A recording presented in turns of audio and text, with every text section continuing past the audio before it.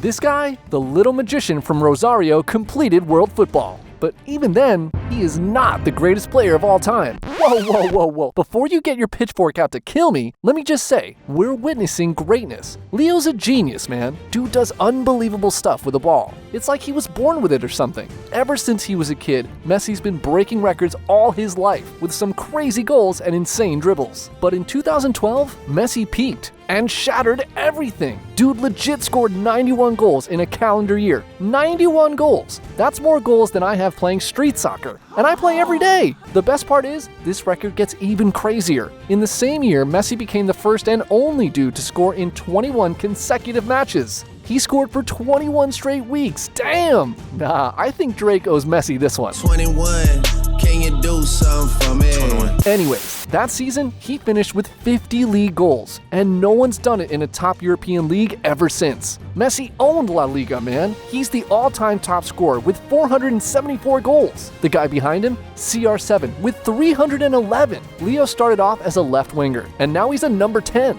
You know, the silky smooth guy with amazing touches and all that stuff. So scoring that many goals is just ridiculous, man. And Leo does a lot more because he's got the most assists in football history. And dude ain't stopping, because for his next assist, he's showing you the like button and telling you to like the video, man. Respect, Leo. But anyways, even with all this domination, there was this thing. Dude was shooting blanks at the biggest stage. Come on, man. Never having scored a goal in a knockout game at the World Cup, dude was falling short. But on the road to win the 2022 World Cup, Leo played GTA side missions with the records, man. He dominated everything, and he became the only person in history to score at every stage of the World Cup. He became the player with the most matches in the competition, the guy with the most World Cup Player of the Match awards, and after he won the whole damn thing, he became the only player in history to have won the World Cup Golden Ball 2 freaking times. Hey, Leo, you mind saving some records for a couple of youngsters over here? Don't be getting too greedy now. Come on, man. Leo's won everything.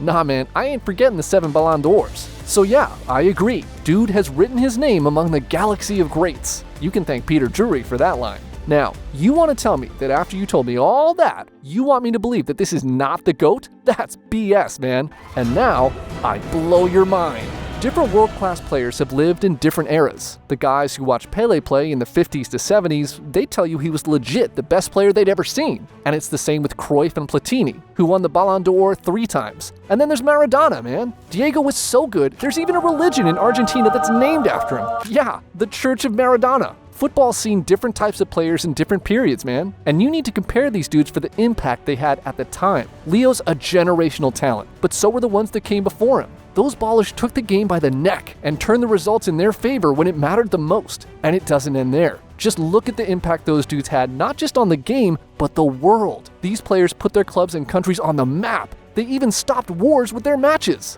And let me tell you a secret. They didn't play the same game. What?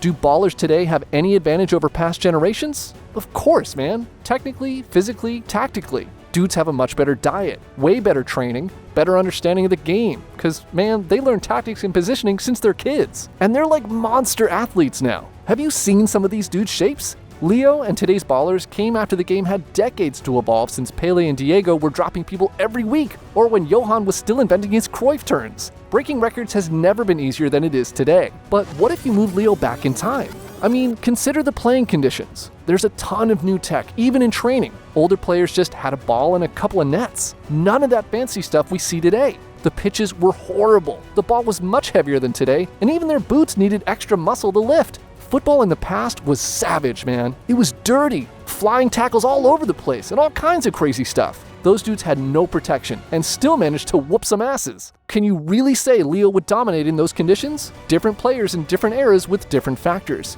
And here's where things get interesting. Is Leo a better player than Maradona in absolute terms? Dude, I'm all in for that one. But can you really say Leo's more dominant than Pele? Is he more ahead of his peers than Maradona? Is he more commanding than Cruyff? Who has the greatest innate talent? That's where the real meat is. You would have to tick all the boxes, man. In our era, Leo's one of the greatest ever seen. And maybe in the next era, it could be you.